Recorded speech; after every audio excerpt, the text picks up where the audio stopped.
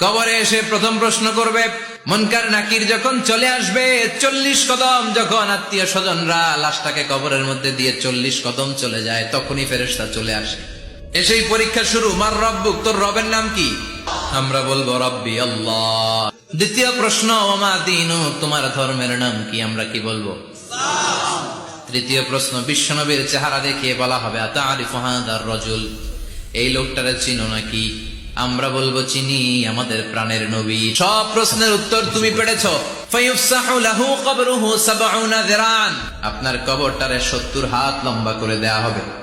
ওয়ায়ুফতাহু লাহু বাবুন ইলাল জান্নাহ, আপনার কবর থেকে জান্নাতের দিকে দরজা খুলে দেয়া হবে। ওয়ায়ুলবাসু মিন লিবাসি আহলিল জান্নাহ, জান্নাতের 2টা রেশমি কাপড়ের পোশাক এনে আপনারে পরিয়ে দেয়া হবে। আর বলা হবে, নাম কানাউমিল আরুস, ঘুমাও। তোমাকে লম্বা সময় পাড়ি দিতে হবে, ঘুমাও। কানাউমিল আরুস, যেমনি বর বাসর রাতে আরামসে ঘুম দেয়।